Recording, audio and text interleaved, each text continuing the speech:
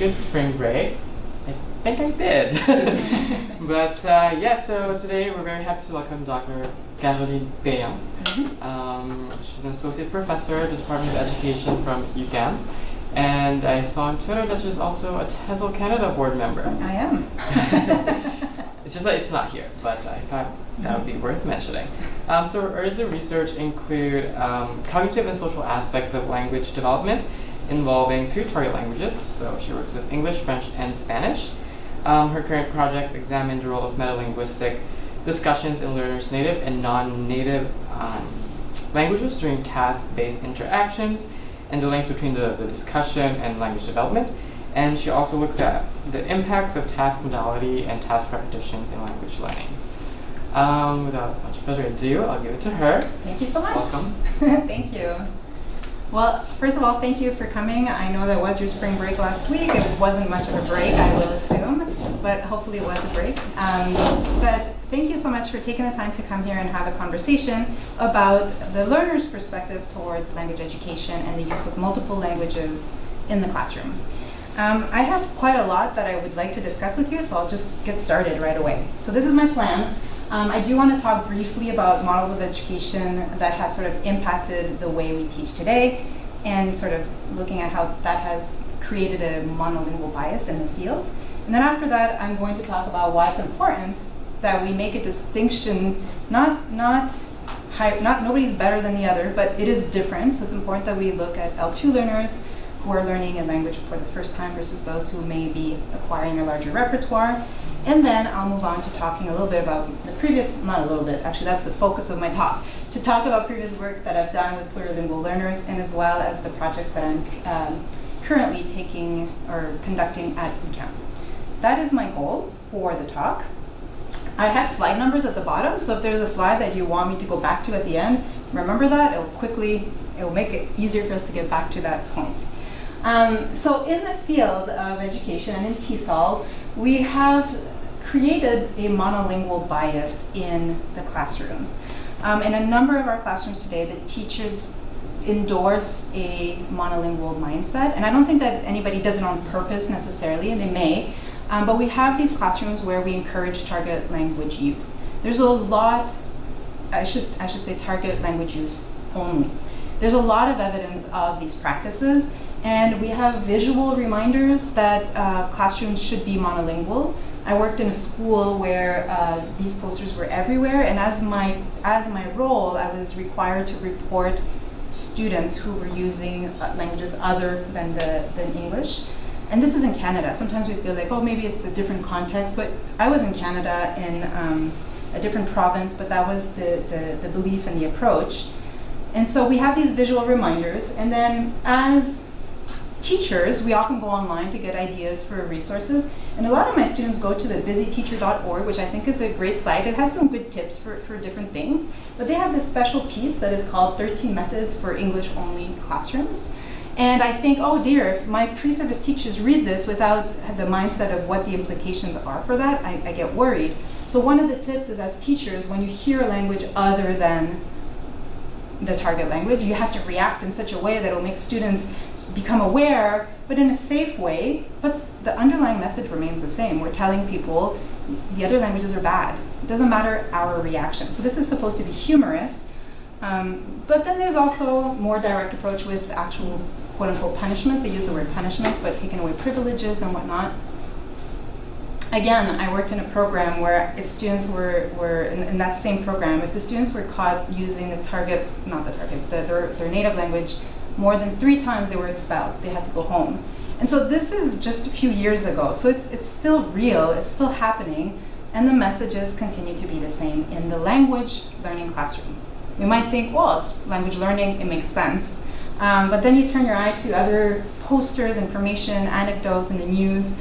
I lived in the US for a number of years, and the discourse surrounding English-only policies in the workplace is very common. And so we're again telling people monolingualism is not just any monolingualism, but sometimes English only. So in the workplace, we see these signs.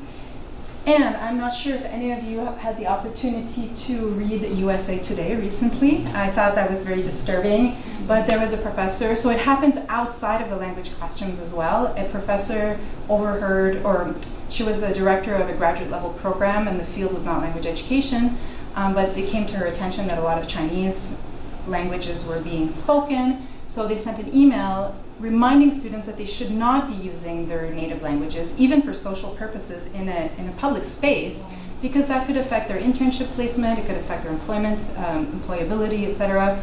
So this is the date says January 28th, 2019. This is still today.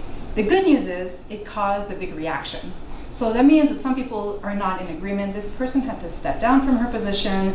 I don't know what's going to happen. So at least, unfortunately, but at least there's repercussions and people are becoming more aware. So the message that I'm trying to communicate at first is simply that we tend to have these monolingual models of education where we want students to use the target language only. We ban potentially the use of the language in the classroom, even in the hallways or recess, etc. We punish students, and what this does is that it doesn't actually support learners in that they're not being afforded opportunities to use their multiple resources to support their language learning. We're asking them to repress that tool, and that is unfortunate. In addition to that, and this is a point that I'm guilty of, as language educators, sometimes we downplay our own repertoires and resources for whatever reason. And as I'm going to draw on my own experiences, because I don't know you, but I'm glad that you're here, but in my experiences, even just about 10, 15 years ago, I remember very much I was teaching Spanish in Mexico. I'm not a native Spanish speaker, I'm actually a francophone. And then I came up with a whole idea where I should hide it from my students that Spanish is not my native tongue. I definitely must not let them know that French is my native tongue. And so I concocted this big plan where I would lie to my students because I didn't want them to know that they were coming to Mexico to learn Spanish from somebody who's not really legit. So I had these beliefs that impacted my practices, and this is a while ago, and I reflect, well, how have I changed over time? And I have changed, but needless to say, as new teachers, I listen to my pre-service teachers who are themselves multilinguals. They downplay their own repertoire also. They're being asked over and over, remind students not to use their language, come up with strategies. I again was reading a portfolio recently about the dictation of I will not speak my first language 100 times with primary children. We shouldn't be doing that, but we are unfortunately still doing that a little bit. So the question I ask is, why are we asking students to keep languages apart? And why is this discourse? I mean, we probably don't think that, but if you step outside of these contexts, you hear a lot of conversations surrounding the importance of separating languages. So why are we doing that?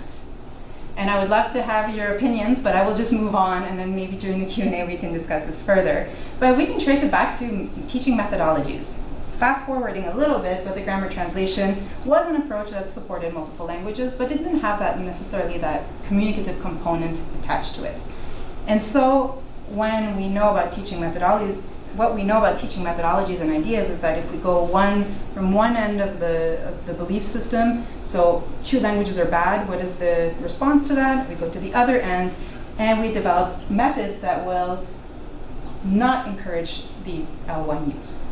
So even, I'm not going to describe these methods, but if we want, we can talk about that more, but even within a communicative language teaching, and I do most of my research within the task-based language teaching framework.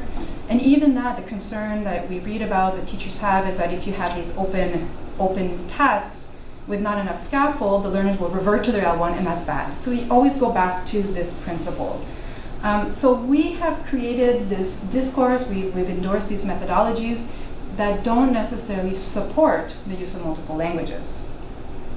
We can look at it from the perspective of teaching methodologies, but even in the field of SLA, when we look at the field of SLA,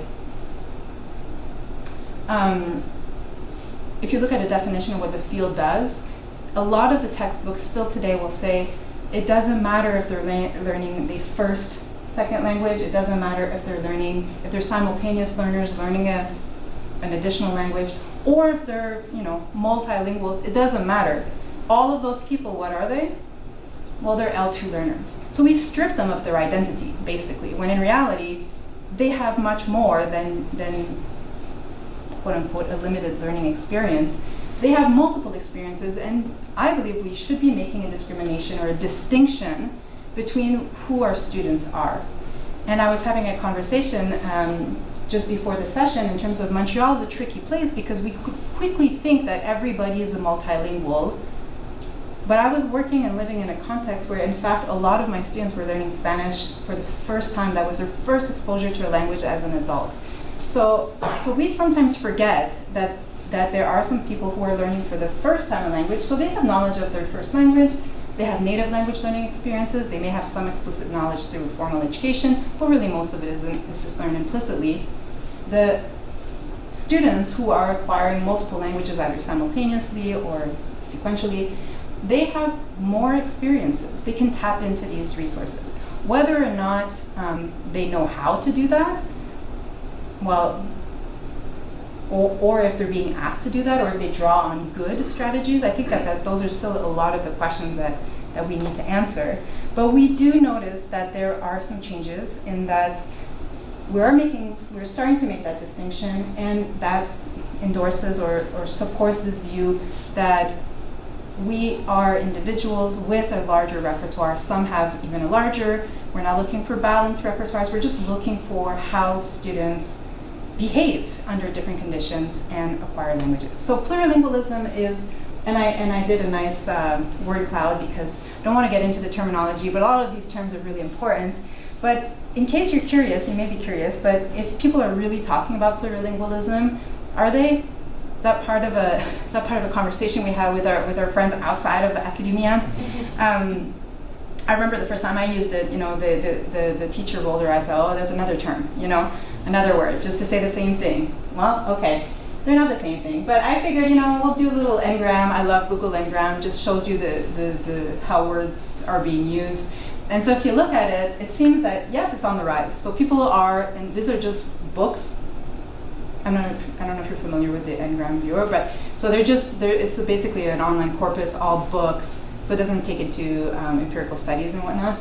But there is an increase, so it looks promising, and I love what I did because it's misleading.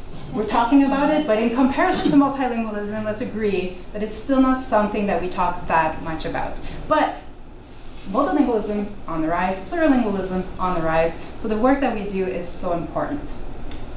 Question is, what do we need? That is why we're here.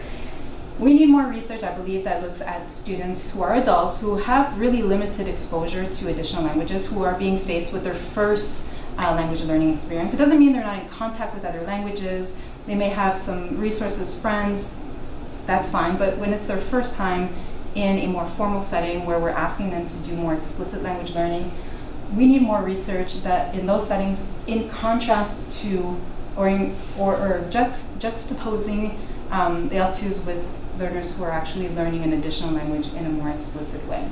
So that goes back to the whole argument or the discussion that I was making within the field of SLA. We tend to not want to highlight those differences. We focus on aptitude, we focus on motivation, age, gender, but what they speak seems like we can just put it in a big bag and go on with our lives. So we need to unpack that. The work that I did, what I want to talk with you today is in relation to a study that I did looking at a group of learners who actually were learning French in Mexico as an additional language. So that's the first study I want to talk to you about. And at that time, I wasn't really making a distinction or thought about the importance of, I don't know if that's the right word, but having the two profiles together for the purposes of understanding how they acquire. So now, the current work that we're doing is looking precisely at these two populations. Let me just tell you that this is work in progress, so hopefully I'll come back in a year with more concrete data in relation to the comparative stance. But in relation to my first work, the general question that I was asking is when and why do the learners in this context, as a foreign language context, when and why are they using their entire repertoire during interaction, during task-based, classroom-based interaction? So that was the overarching question, and I had multiple questions and a number of analyses that I was able to do. But I was working from the perspective of sociocultural theory. That's the framework that I like to, or it's not that I like to believe in, I just believe in it. I believe it's a good approach to look at how our minds operate. So the misleading nature of the title of this theoretical framework is simply that it's not just about the social dimensions. It's really about the interaction between our social environment and the mind. So at the end of the day, language or the theories that we're adopting, the sociocultural theory is looking at how we change our cognition as a result of interacting with people in different spheres, etc. So that's the guiding framework that I drew on. So I looked specifically at, or not specifically, but I did a longitudinal study. So it was a 16-week study with classroom learners. I was taking the role of both teacher and researcher, which I don't know if you've had that opportunity or luxury, but it really is a rich way to understand how learners work with languages. But it was a classroom-based study, and the participants, one entire classroom, so there was 18 students, 17 who agreed to take part in the study, and they were all, what was beautiful about this setting, in a sense, for research purposes, is that there was a lot of homogeneous things. So they were all native Spanish speakers, and in order to study French in that institution, you had to demonstrate English proficiency. So you couldn't go into the language that you wanted without demonstrating some form of English. So that was nice for research purposes because I wanted the more or less similar profile, so we can say that, well, the factors that influence it is not because of their unique trajectories. Knowing that everybody has a very unique trajectory is fine, though. So at the end of the day, Spanish was the L1, French was the target, but in the middle of that, English, everybody had. Some had German, and a few had Japanese knowledge as well. So for this study then, I, again, mentioned that I approach this from a task-based perspective, so I wanted to encourage students to do multiple types of tasks throughout the semester. And so these are the 4 tasks that I did, but they were done on 3 occasions. Throughout the session, so that's a lot of interaction data if you think about it. So 18 learners, so 9 dyads times 3 really gives you a profile over time, and then interviews were spread out. So each learner in the classroom did 4 individual interviews to share their perspective about why and why that they use the different languages. So that's what I want to talk to you a bit more about today. Okay? No questions so far? All right, so in terms of we're approaching this from the learner's viewpoint for the most part. So I'm going to draw on the interview data, but I'm going to give you some indications of what actually unfolded during the interaction to see if there's a match between their beliefs in terms of how to use or not to use languages. So let's begin with Spanish. I separated it by language because for analysis purposes, it's easier to look at what they think of Spanish and then go on to what they think of additional languages to support French. So they're L1. The Spanish language helped them with a number of language-related functions. It helped them negotiate grammar, concepts, and understandings. They believe that it helped them to evaluate the structure in terms of its accuracy or in terms of its meaningfulness. It also allowed them to explain that they can translate, so sort of juxtaposing those 2 structures. So through Spanish and French comparisons, they were able to do that. In addition to grammatical, these are, I believe these are not surprising. I mean, they use it for also vocabulary searches. What was very nice about it is the way that they talked about the vocabulary. So they talk about it sometimes just to define it and translate it, but they often also just use it to embed it directly into their discourse. So they believe it's useful to fill in some gaps and get things rolling, because we don't want to get stuck for too long because we're missing a word. We just move on. So that is one of their strategies. And another one that I thought was very unique, and I think it's related to the fact that Spanish is a very transparent language compared to French. They were able to confirm spelling by speaking in Spanish, but saying the word in French. So I used the example word of maison. So in order to negotiate the word and the spelling, they would say maison.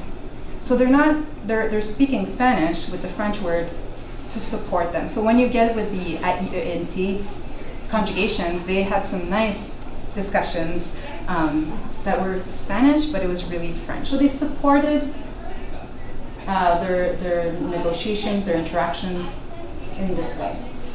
In addition to language functions, there's a lot of discourse levels. So these tasks, I didn't go into the details of them, but for the consensus task and story completion tasks especially, I selected those because one had input, so they were working with some materials, but the story completion had just images. So of course, having no linguistic support, just the imagery, it had to come from them. So they did draw on they explained that the Spanish was helpful to them to generate new ideas, to describe the information and then negotiate the content that they wanted to both talk about and also write.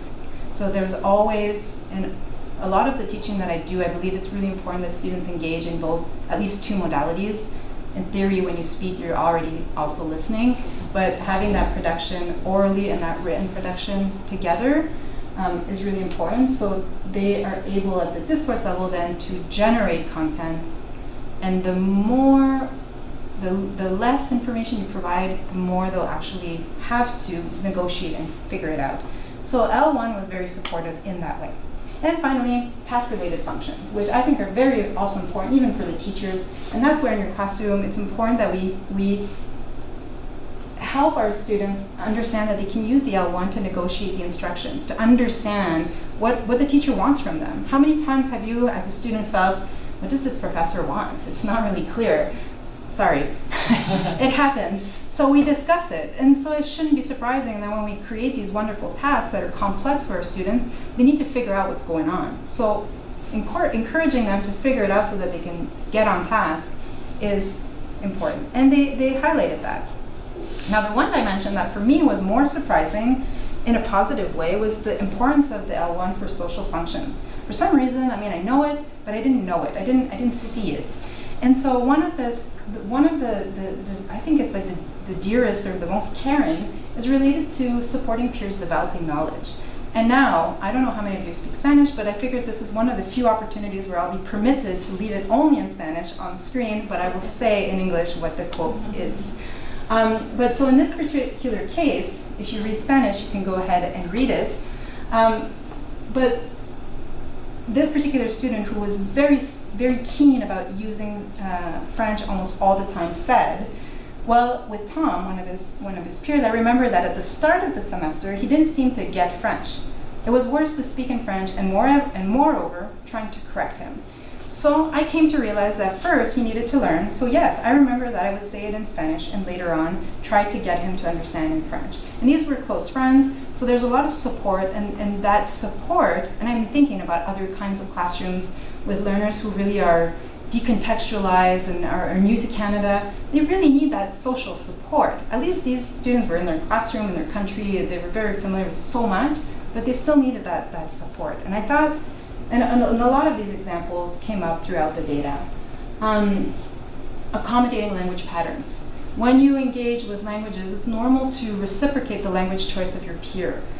We do it implicitly, well, they're no different. So they realized that if a student switched to Spanish, then they felt awkward to respond in French, so they would respond in Spanish and then switch back into French. So there's this game going on in terms of accommodating the choices that the peer makes. And when I say choices, it could be that they had no other choice.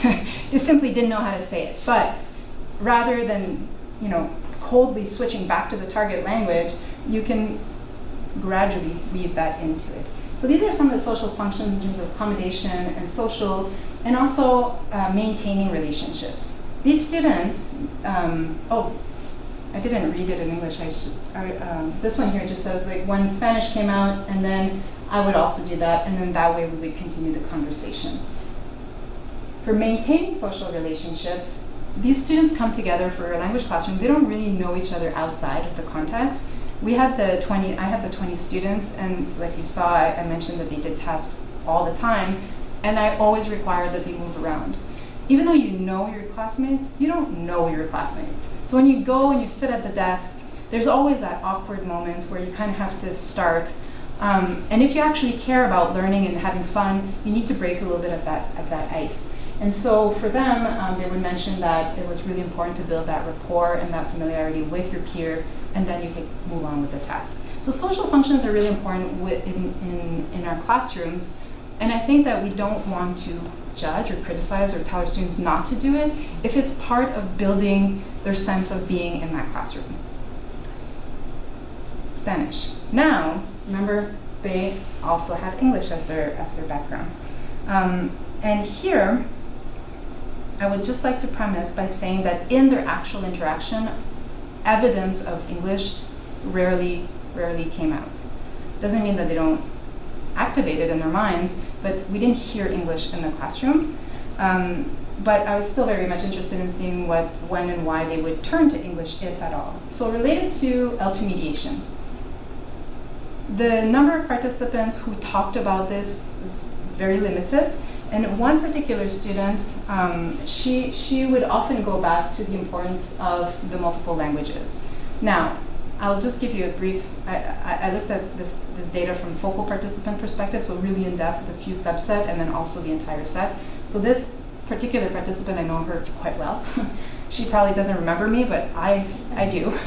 So Marta, she was from a city, a coastal city, a lot of tourism, so English and Spanish were always part of her life. And so for her, English in the classroom still has a place and a role. And so she explains, she says, there are words that in French and Spanish are different, despite the typological difference, right? So they're different, she says. And they're similar to English. Therefore, we make the association, and to explain a word, we say a word in French, and then we want to say it in Spanish, but it's actually easier to just explain it in English. So she does see the value of doing that. And another participant, I don't have, I do have the quote here. He says that sometimes when you don't find a word associated between French and Spanish, you think, oh, what's the word in English? So you do think it. You don't necessarily vocalize it, you think it. But I underlined it, he says it's not very often. So the L2 didn't seem to, in their opinion, have such a big role to play. Although, when you look at their interaction, like I said, there wasn't much, but there were some cute episodes, cute, entertaining for me as a reader. But they would start and they would switch between the three languages, plug in some words, but again, not very often. In terms of linguistic structure, again, this is related to Marta, who found that there are some similarities. And so for her, in terms of the question formation, she finds that between Spanish, let me rephrase, between English and French, the question formation are more similar than with Spanish. In Spanish, we drop the subject, so there is really no inversion. So why would she compare it with Spanish when there is, in her opinion, no inversion? I mean, it's there, but we just don't necessarily have to say the pronouns. And so for her, it makes a lot more sense to understand that structure through an additional language. But for the most part, the belief was keep your languages separate. So the students re-emphasize this belief or this practice that we see kind of everywhere. So the message that I was getting from the majority is that for the L1, leave it outside of the language classroom. Doesn't mean that that's what they did in theory, but that's what they explain. So he says, there are people that say that in language learning, the other language can help. And I'm like, yes, absolutely. And then he goes on, but I think that if you're learning another language, you have to focus in the language. Even your way of thinking. Okay, I'll reset. No, I'm kidding. I'm not judging. I think it's interesting. He says, and then if you're going to do a mental translation every time, it's not very efficient because later you're going to have to depend on the other language. So this codependency makes it that the more work you can do to separate, keep them apart, the better it is for you in the long term. Over time, like I mentioned, this was the entire semester. There were some indications that maybe there was some inconsistency. So he said, Spanish can be a tool. I'm not saying that the mother tongue should be entirely prohibited, but they should definitely try to use as much as possible the language. And then in another scenario, I asked them sometimes, take the role of the teacher. You hear students using other language, how do you react? What I like about this particular transcript is that he says, it's really important that we remind our students that they have to speak in French. You don't have to say that it's prohibited, but because sometimes it can help, but you can tell them that they speak in French. And then I reply, but what if they're really engaged in the task and the Spanish is supporting them? He responds, I would tell them, essayez de parler en français. So what I love about this is that even in this fictitious role, he really wants to make his message clear, so he goes back to French to highlight the importance of using the target language. So not much room in their humble opinion. And regarding the L2, the comments, I have two quotes from Philippe because he was very particular, very strict about the language policies in that way. But really for him, it's kind of a waste of time. So you use French in the moment when you want to communicate, thinking in English, translating it, it's time consuming. And then he says to know Spanish and then English and then French, well, it would help from French to Spanish. But then English, like, not really. So there's not that much possibility there. So the last thing I want to say about that particular, or from their perspective, is that at the end of the day, regardless if they were on the spectrum of being more open to it versus more closed, they come into the classroom where they leave other languages outside the classroom. And we've heard teachers encourage that. When you come into the classroom, leave the rest behind. I don't know how, but I will try. But so in this particular case, this is Marta, who's very open. She says, my channel is in French, and English is in neutral. So she tries to neutralize it. David says that he will go almost out of his way to get into this more target language mindset, and so he has strategies to go through pronunciation to activate language, and that pushes him away from his English or his Spanish because he activates French pronunciation before coming to class.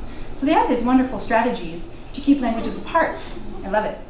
I don't love it. So what is it that mediates these beliefs? I already talked about the role of the teachers themselves. Maybe we're not giving them enough resources, instructions on how to do that. But it is possible, and then when you introduced me, you mentioned that I do research with task type and task modality and whatnot. And I started by premising that proficiency always matters. So in one way that I looked at the data was to compare how these focal participants worked with learners from different proficiencies. So these dyads, these pairings, are related to the low-high, the low-intermediate dyads, and intermediate-high. So in theory, the low-intermediate, these are the dyads that would be less proficient in the target language. So what we notice in terms of their languaging and engaging with the different languages, it's the low intermediate learners who are more needing potentially, maybe they believe in it, I'm not sure, but when they're paired in such a way where it's low, intermediate, high, they do tend to resolve more of their discussions through their L1. So as proficiency seems to increase, then maybe there's less of a need in their opinion, so that they don't need to do it, then they won't. And that's fine. But proficiency definitely mediates that, and I think that's not necessarily surprising. But there's also important modality effects. Like why is it that they don't want to use their language? So I compared across the different tasks, their different behaviors. This is a little bit small, but I made boxes just so that we can see that this, in an oral component of a story completion task, for example, we have Marta and Paco who are a little bit more open to L1 mediation. There's like I said, there's no L2, but Marta and Paco have a little bit. But this is an oral story completion task in the oral modality. And when you compare it with the same task, but now when they move towards the writing component, we see some differences in how they use the language. And so, especially in the case of Paco, we can see here that he's really not really, in the oral part, he's engaged, he's not feeling the need to necessarily mediate with other languages. But when he's getting into the writing, that reliance for language-related purposes really came through. So it's really important to understand, why are they doing this? Maybe it's top-down in the educational system, but maybe it's bottom-up as well. The tasks mediate their behaviors and the modalities as well. So just on that same note, across the task types, and I'm going towards Marta and Paco simply because they were more open to drawing on different languages. Again, we see, without going into much detail, that they do a little bit of L1 mediation for a consensus task where they were given some materials. And in the oral modality for the story completion task, we see that there's some differences. For task-related purposes, all of a sudden the L1 is more important, and then it drops. So we see some minor differences. They're not huge, but there are some differences in this respect. So this was looking at the functions. The modality, proficiency, task type, the list goes on in addition to their previous experiences. So the implications here are, in a way, straightforward. Some learners really see that there's limited value in using multiple languages. And that's fine. That they don't see the value. Maybe there is no value to them. Maybe they don't know how to maximize it. But at the end of the day, when you looked at their interaction data, they did use it. So the belief versus the practices is an important dimension that I think that we need to consider when we're thinking about our classroom practices. Can't force anybody to do anything. And then the last point then, unrelated to that, learner proficiency, test type, and test modality. All of these variables will impact how we open up to our repertoire. So as a result of looking at just this classroom very intensively, only these learners who are multilingual learners, I have moved to Montreal. I wasn't here a year and a half ago.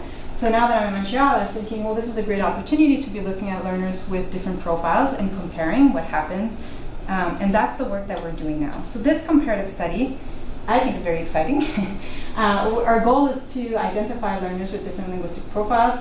So we want some people who are really learning English as their first, second language, and then having another set of participants who English might be their third, fourth, or fifth. In that way, I seem to not be too. At one point, you have to say, well, that's okay, I can't say they're third, fourth, fifth. If we should all separate everybody, it gets a little tricky. But this is a good starting point, and I have highlighted here English, but we're also doing it with French acquisition. So the design, in order to see how they use it, why they use it, we have a design that basically, we're looking at question formation development, so we have some testing materials as one of the goals of the study, but the real goal is to look at how they engage across tasks with their different languages. So we have them do a reading followed by a collaborative writing. So there's collaborative writing about a topic. They have to create a survey to elicit Montrealers' beliefs about the legalization of marijuana. We figured it was a timely topic. It's happening now. So they do these readings, they do this collaborative writing, and then we take their writings. So during the writing, there's that negotiation, languaging, LREs, those kinds of things will surface. But then we take their texts immediately, then we underline a few things that we want them to address further. So we engage them specifically in metalinguistic discussions. We push them really to discuss. On the second visit, same thing. We actually pass around the surveys, people respond, and we return the surveys to them. And then they have to write a letter summarizing the findings. Same thing, collaborative writing, metalinguistic discussions. And so after that, we have the interviews. So they come 3 times, and we're noticing that it's always difficult to get people to come 3 times. But these are some of the materials just to show you. I'm not going to go into all of the details, but we wanted them to feel comfortable using their languages. So we asked them, and we wrote in different languages, say, make some notes, prenez des notes. We figured we could highlight that across the materials, put word clouds with different languages, just to make it visible, quote unquote, inclusive of all languages. And then we asked them that they explain their errors that we identified in the text using knowledge of languages, not necessarily speaking in the target language, but at least using it. And we want them to provide the correct answer. So we created the materials we think that would elicit their perceptions, their behaviors across the different writing and speaking tasks. So far, we've had 3 dyads. Actually today we're at 5, so it's wonderful. Our goal is to get 20 per profile. And the first 3, very different behaviors already in their interactions. The first one, who are Romanian speakers, and they speak French, learning English, they absolutely refused to use any other language or make connections. However, when they walked in the room, I said, oh, you're going to be creating a survey. And they said, survey. What's the word? Oh, yeah. A survey. And they said, oh, like sondage? And I'm like, oh yeah, sondage. But refuses to use other languages. And he says, it's like in Romanian. So I'm like, okay, so you refuse it for some reason, but you're doing it for another. We're going to unpack that hopefully in the interviews on Friday. So the other groups, they're very different linguistic profiles, so Russian and then the other one's Spanish. Is progressively more open to using languages. So why is that? We're not sure. So we're going to hopefully get that information through the interviews. So at this point, well, not at this point, our next step is really we're going to look in depth at all of the interaction, all the metalinguistic discussions, get the interview, and then eventually compare that with learners who have a different kind of learning experience related to languages. So I want some time for discussion, so I'm going to finish with these last 2 points. But I still have a lot of questions because I wonder, well, how me as a teacher, knowing that some students are reluctant, knowing that some students have been told year after year that they shouldn't, how can I make my language practices, my teaching practices more language inclusive? How is it that I can actually highlight in a positive way to promote the use of multiple languages and this plurilingual awareness in the classroom so that it goes outside of our classroom into the society as well. And then how can we create the materials that will actually create that meaningful and authentic and purposeful interaction between the languages? Because there has to be a purpose. We're not just using languages, we're using it for communicative purposes and whatnot. So including all languages, we have to create it in a relatively organic way, if you like. And then this is for me, how and when should I, for me as teachers, all of you, how can I as teachers draw on my plurilingual repertoire to accommodate or to display or to demonstrate the values that we attach to that? So these are some of the questions, but at the end of the day, we really want to include or raise awareness so that it has societal impact. So what happens in our mini classrooms as a society, but has the potential for opening perspectives outside of that. One of the goals, and then to continue embracing diversity. So I will finish with a very keen observation, and I did put the 2 translations because I think this one is important for everybody always, is that languages, they don't have to fight, no tienen que estar peleados, sino que se ayuden entre sí. So they're supposed to be supportive, and despite their reluctance, they still say things like that. So I will finish on that note, and I would welcome your comments and questions. We have 7 minutes or so. Yeah.